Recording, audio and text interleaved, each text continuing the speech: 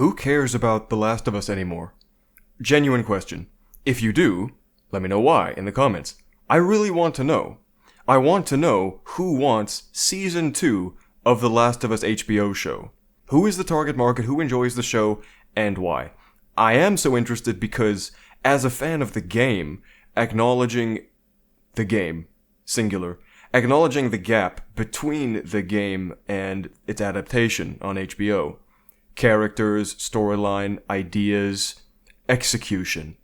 I just don't understand the appeal. Firstly, let me ask, what is the through line from the game to the show? Joel and Ellie in the game were both endearing and engrossing. We wanted to see them achieve their goals. Our investment was earned through great acting and great motion capture. But now, we have these two dysgenic losers who are doing pale imitations of those characters.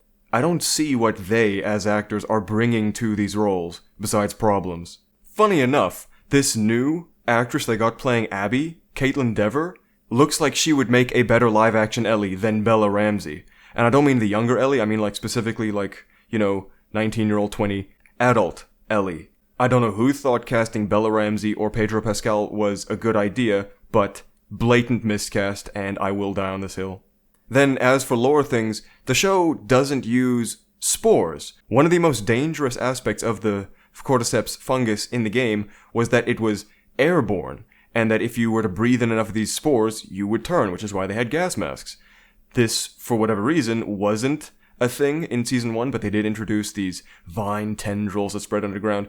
Yeah, sure, that's fine. It's just weird how now in Season 2 we are getting spores, but we didn't have them in the first season. How they're gonna explain that, I don't know. We'll just have to wait for whatever justification they give. Just an example. On the more alarming side, then we have Auntie Kathy. Now, I know her name isn't actually Auntie Kathy, but that's what I call her because that's how I and my friends see her. That's all she is. She is this annoying soccer mom who, for whatever reason, is leading an entire faction of bandits/rebels/survivors, whatever you want to call them.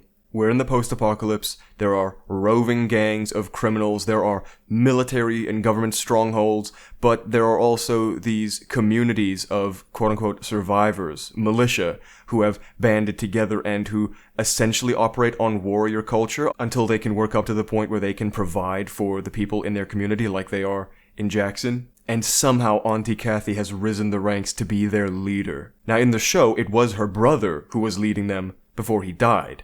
And so somehow governance just gets handed over to her when her right-hand man, who basically is Deathstroke, looks like he would do a better job, looks like he would inspire more confidence in the men, but instead we have this horrible acted villain. Totally unnecessary introduction. She's not in the game, by the way, and for good reason. And then the way they handled Sam's death, changing it to make Ellie directly guilty because she didn't tell Joel or Henry when she knew that he was bit, and she knew that she should have. She knows the procedure, she knows the dangers of being bit, she knows how severe the situation is that they're in, but she had no guilt in the game. In the original story, in the source material, she never knew. It was a surprise to everyone, and it was a terribly shocking moment and a horrible death, a really powerful moment, really well written. So the show just changes that to have Ellie see the wound, try to use some of her own blood to fix it up, and then even after Sam falls asleep, she doesn't go tell Joel or Henry or them both. She just sits there, and this is supposed to be character development? I just call it plot-mandated stupidity. Also, Sam being mute adds nothing to the story. It is, at best, a lateral move. But we all know what it is. It's a DEI character trait shoehorned in, because why not? Not to say there was anything wrong with the scene we got fleshing out Sam and Henry's backstory. Their time isolated up in that attic hiding from the Kansas City survivors. I just think it's dumb to make him dumb for no reason, but we all know why they did it. And that 10 or 12 minutes, however long the scene was, taking time out from our main story to focus on Sam and Henry, really wasn't a problem, fleshing out other characters' stories before we really get to know them or get them interacting with our main characters. Not a problem at all. But the show obviously doesn't understand that because a few episodes before was the gay episode, an indulgent and superfluous deviation from the main story whose inclusion is only justified by its thematic relevance.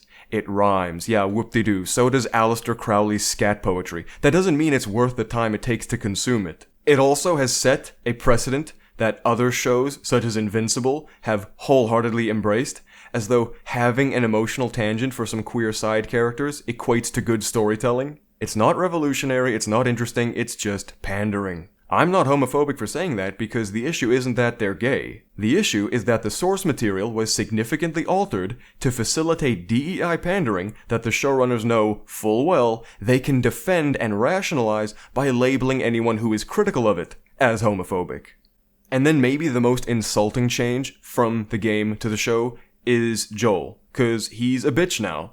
He can't fight nearly as well, he can barely hold his own in single combat, and he cries when things get too hard. The game portrayed to us a character whose very soul was calloused and hardened by the loss of his daughter and his 20 years as a survivor. He expressed all that negative emotion through anger, an especially masculine trait for an especially rugged man. Now that's not to say that his old man rage is a positive quality. It's to say that it's an essential quality of Joel as a character. Changing that, to have him cry like a bitch, is not a positive adaptation. It is at best neutral because any discerning viewer can tell that his anger in the game was not healthy. It was pushing away those who he could potentially care for. It was an emotional defense mechanism. Joel, in the game, was multidimensional and flawed without crying in his older days.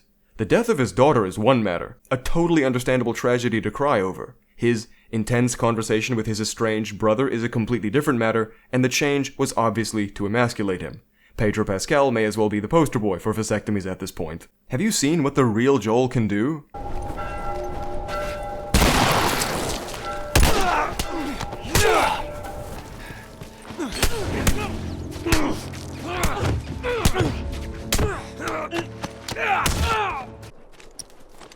Move it!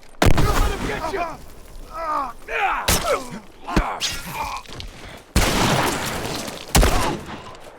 Keep up! You gotta tell me!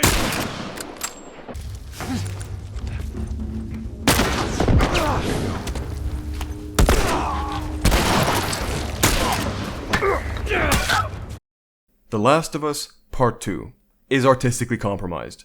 It was a horrendous sequel to a great game. And now the question becomes, who wants an adaptation of the second game? Are those people worth catering to? The first season was already such a departure from the game that the show has a good chance of actually improving on what the game did wrong, but that raises new questions. Now, in Season 2, if Joel and Tommy don't idiotically reveal their identities to a group of strangers, does that mean Druckmann knows how poorly written the second game is? And now seeing Caitlin Dever, now that we know the Abby they cast in the live-action adaptation looks like a biologically conventional woman, does that mean the writers know how stupid it was to have a female bodybuilder thriving in the post-apocalypse? There are so many angles from which we can attack this. So Abby isn't just a terrible character with a horrible motivation written by bitter ideologues. Her size is actually integral to the story. We can't just sweep it under the rug.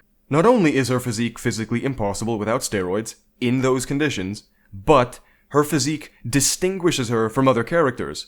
It is her trademark. Her muscular arms are how she's identified by people who are looking for her. This mistake, this hulking abomination's muscle, is integral to the plot. So now that we know they're changing some things, it will be interesting to see what else they change, because technically, these changes mean that the writers are, subtly, admitting their screw-ups. Of course, they would never say that, but we can read between the lines. See, Neil Druckmann claimed that he panders to no one, that all decisions are purely made for the story. This is a lie. One of many. He has, on several occasions, pedestalized Anita Sarkeesian, an avowed feminist, and a belligerent in the war against the male gaze. The character's butt is butts of certain, the butts of others. Lara's butt, protagonist's butt. Lara's butt is women's butt, men's butts. Butts, men's butts, butts, butt, butts. This is what's important. He is not an impartial actor. Quite the opposite. It's just that the first game had Bill, a gay character whose relationship was part of his tragic backstory, but not something that needed a heavy focus. The first game had Tess and Marlene, strong-willed, uncompromising women who fought tooth and nail for what they believed in. The first game had Henry and Sam, black siblings whose love for each other was enough to see them through the worst of times. The first game was diverse, by woke standards, but, in truth, it wasn't diverse enough, because there is no upper limit to how hard you can subvert a dominant culture until the revolution actually arrives and the breadlines are up and running. The first game had well-integrated diversity. Rather, diversity is a watered-down word. The first game had well-integrated woke writing. Its story functioned without that agenda, without that propaganda. The second game and the HBO show have been contaminated. Take, for example, Lev. Lev is a gender non-conforming child from a medieval-style cult of hunters and killers. Just the world building for that alone could be so compelling, but it's not in the game, and it likely won't be in the show. The writers don't care about justifying something so outlandish and implausible in their fictional post-apocalyptic America. Lev is a biological girl who does not identify with her natural-born sex. The Seraphites do not accept her, and so their intolerance, their villainy, is reinforced. They are not only psychotic murderers, but they're also transphobic. Abby does not question or push back on Lev's chosen identity. Abby is tolerant and therefore morally aligned with the game's target market, self-proclaimed advocates of social justice. The world building around Lev's identity and the cult's dynamics is not important because none of these writing choices were made for artistic purposes. They were made for political purposes. Lev is an ideological pawn within a story that fits squarely on one side of the West's culture war. Lev is there to give the writer's cause to remind players who is bad and who is good and why they are so.